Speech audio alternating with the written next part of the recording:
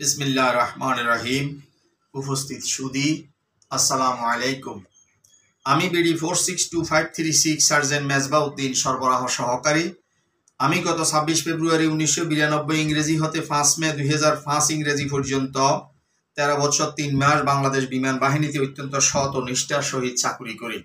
চাকুরিতে আমাদের একই বাড়ির আমার দূরসম্পর্কের জ্যাঠাতো ভাই চট্টগ্রাম 2 নম্বর ফিল্ড ইউনিটের ভারপ্রাপ্ত এনসিইউ ফ্লাইট সার্জেন্ট মোজাম্মেল হকের ইন্ধনে এবং প্ররোচনায় ভারপ্রাপ্ত এনসিইউ ফ্লাইট সার্জেন্ট দেলোয়ার এবং ওয়ারেন্ট অফিসার রফিক আমার বিরুদ্ধে বিভিন্ন ষড়যন্ত্র করতে থাকেন। আমি বিষয়টি ভারপ্রাপ্ত কর্মকর্তা স্যারকে জানালে স্যার অধিনায়ক স্যার বরাবর আবেদন করতে বলেন। অধিনায়ক স্যার বরাবর আবেদন করলে স্যারের সামনে ভারপ্রাপ্ত এনসিইউ ফ্লাইট সার্জেন্ট দেলোয়ার বলেন আমি নাকি জামাত শিবির করি, আমি নাকি ইসলামী জঙ্গি ইত্যাদি, এবং বাসায় পড়ার জন্য বিমান বাহিনীর লাইব্রেরি থেকে নেওয়া একটি ইসলামী বই আমার ড্রয়ার থেকে নিয়ে অধিনায়ক স্যারকে দেখান।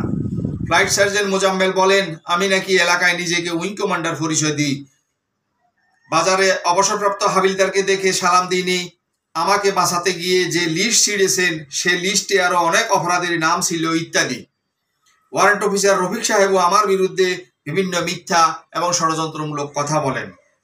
এরপর আমাকে জোরপূর্বক বিএনএস পতেঙ্গার সাইকিয়াট্রিস্ট ওয়ার্ডে ভর্তি করে রাখেন।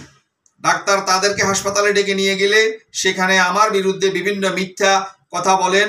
তারা বলেন আমি নাকি জামাত শিবির করি, আমি ইসলামী জঙ্গি ইত্যাদি।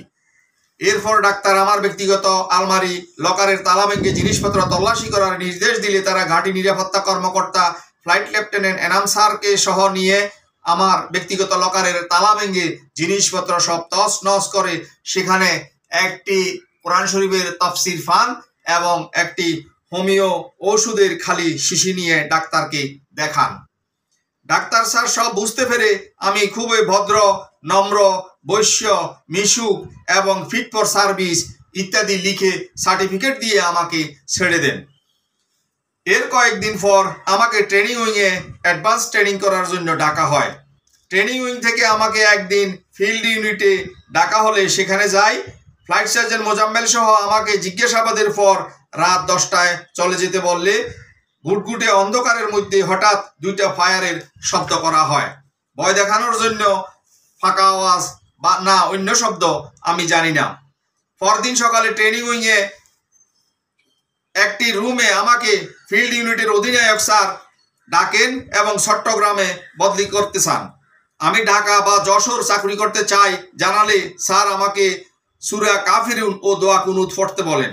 আমি পড়ার পর আবার আমাকে জিজ্ঞেস করেন আমি কি চট্টগ্রাম চাকরি করতে পারবো না, আমি ঢাকা বা যশোর চাকরি করব বললে স্যার রেগে আমাকে বিভিন্ন থ্রেট দিয়ে চলে যান। ট্রেনিং শেষে ঢাকা 201 এমইউতে বদলি করা হয়। সেখানে বিভিন্ন প্রতিকূল অবস্থার মধ্য দিয়ে চাকরি করতে থাকি। সর্বশেষ 2004 সালে আমাকে চট্টগ্রামে বদলি করা হলে ভারপ্রাপ্ত warrant officer Majed aircraft fitter আমার বিরুদ্ধে ষড়যন্ত্র করতে থাকেন। 2004 সালে আমার একটি অপারেশন হওয়ায় অফিসে উপস্থিতি কম হয়। তিনি অধিনায়ক স্যারকে ষড়যন্ত্রমূলক বলেন যে সার্জেন্ট মেজবা ডিউটি অ্যাভয়েড করার জন্য শুধু সিক রিপোর্ট করে, মাসের মধ্যে 15 দিনও চাকরি করে না এবং 2004 সালে সে মাত্র 118 দিন চাকরি করেছে।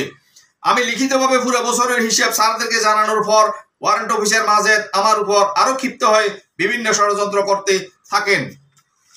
6 অক্টোবর 2004 ইংরেজি ওয়ারেন্ট অফিসার মাজেদ সাহেবের নিকট পারিবারিক রেশন বাউচার সাইন করাতে গেলে সে সেপ্টেম্বরের শেষের দিকের তারিখ লিখা কেন জানতে চান। আমি বলি যে স্যার এটা তো অসুবিধা হওয়ার কথা না, তবুও আপনি বললে দেন স্যার, তারিখ পরিবর্তন করে দিই অথবা নতুন বাউচার তৈরি করে দিই। তিনি বাউচারে সাইন করেন এবং এটা দিব না এই কথা বলে নিজের কাছে রেখে দেন। আমি সেখান থেকে চলে আসি। আমার বিরুদ্ধে মিথ্যা সার্চ বানান এবং সার্চ ট্রায়ালের জন্য 3 দিন অধিনায়ক স্যারের অফিসে বসিয়ে রাখার পর বলেন তদন্ত পরিষদ গঠিত হবে। কোনো প্রকার তদন্ত ছাড়া আমার ভারপ্রাপ্ত কর্মকর্তা wing commander Sheikh Jamal Akhtar sir, তিনি শেখ পরিবারের লোক হওয়ায় ওয়ারেন্ট অফিসার মাজেদের কথায় আমার বিরুদ্ধে মিথ্যা এবং ষড়যন্ত্রমূলক এয়ার হেডকোয়ার্টারে অ্যাডমিন অর্ডার পাঠান। আমি আমার বিরুদ্ধে মিথ্যা অভিযোগের কথা জানানোর জন্য ঘাঁটি অধিনায়ক স্যার বরাবর 5টি আবেদন করি। ভারপ্রাপ্ত কর্মকর্তা wing commander Sheikh Jamal Akhtar sir একটি সাধারণ আবেদনও ঘাঁটি অধিনায়ক স্যার বরাবর না পাঠিয়ে সার্জেন্ট শামসুল এবং সার্জেন্ট নূর নবীকে এসকর্ট নিয়োগ করে মেডিকেল থেকে অ্যাম্বুলেন্স ডেকে এনে জোরপূর্বক আমাকে সাইকিয়াট্রিস্টের নিকট পাঠান। সাইকিয়াট্রিস্ট এটা অ্যাডমিন ম্যাটার প্রশাসনিক বিষয় লিখে ফেরত পাঠান। সেই দিন ঈদের ছুটিতে অফিস বন্ধ হয়ে যায়। আমি ঈদের ছুটিতে ঢাকা বেড়াতে যাই এবং তেজগাঁও সার্জেন্ট মেস মসজিদে শুক্রবারের জুমার নামাজ আদায় করতে যাই। নামাজ শেষে দেখি মসজিদের বাইরে মাননীয় বিমান বাহিনী প্রধান স্যার মুসল্লিদের সাথে কুশল বিনিময় করতেছেন। আমি স্যারের সামনে পড়লে স্যারকে সালাম করি। সেখান থেকে ওয়ারেন্ট অফিসার মাজেদ সাহেবের এক লোক মাজেদ সাহেবকে জানায় সার্জেন্ট মেজবা ঢাকা এসেছে এবং চিফ স্যারের সাথে সাক্ষাৎ করেছে। ঈদের ছুটি শেষে জানতে পারি মিথ্যা এবং ষড়যন্ত্রমূলক পাঠানো সেই অ্যাডমিন অর্ডার এয়ার হেডকোয়ার্টার থেকে চট্টগ্রামের জহুরঘাটিতে ফেরত পাঠানো হয়েছে এবং আমার বিরুদ্ধে একটি তদন্ত পরিষদ গঠিত হয়েছে। প্রশাসনমূলক সেই তদন্ত পরিষদের সভাপতি স্কোয়াড্রন লিডার শরীফুল ইসলাম সরকার জিডিপি স্যারকে আমার লিখিত স্টেটমেন্ট এবং সকল প্রমাণপত্র দেওয়ার পর তিনি আমাকে জোরপূর্বক 23 দিন চট্টগ্রামের সিএমএস এর সাইকিয়াট্রিস্ট ওয়ার্ডে ভর্তি করিয়ে রাখেন।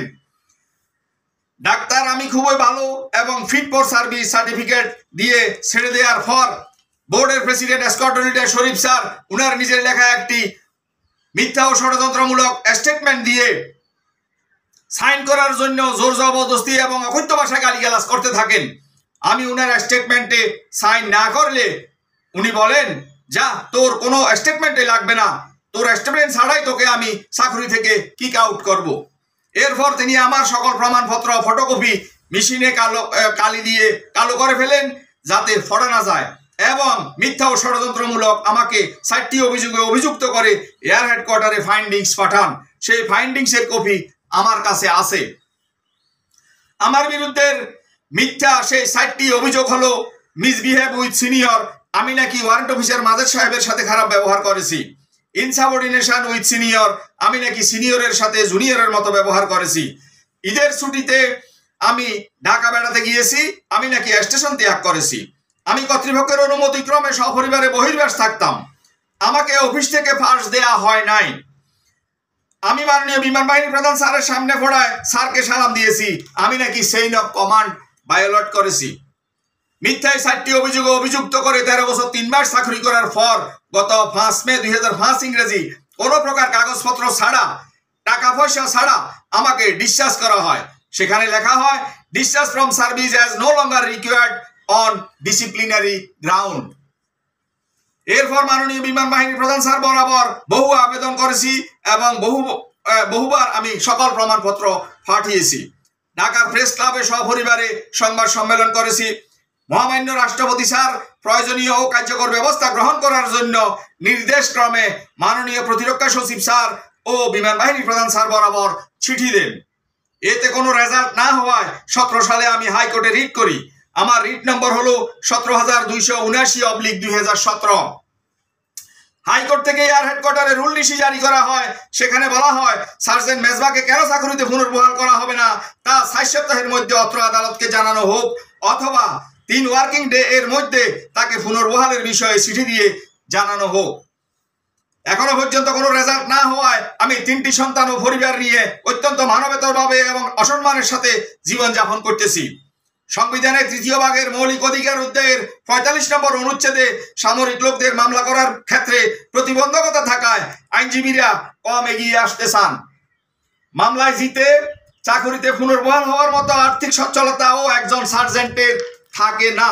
তাই মাননীয় সরকার প্রধান স্যার ও বিমান বাহিনী প্রধান স্যার বরাবর আবেদন, আমি জুনিয়র হিসেবে আমি অন্যায় না করলে অন্যায়কারী, অপরাধ না করলে অপরাধী, আমাকে ক্ষমা করে হয় চাকরিতে পুনর্বহাল করা হোক অথবা পেনশনের ব্যবস্থা করে 3টি বাচ্চা ও পরিবার নিয়ে 2 বেলা 2 মুঠো খেয়ে সমাজে সম্মানের সহিত বাঁচার একটা ব্যবস্থা করার জন্য স্যারদের নিকট বিনীতভাবে আবেদন করছি।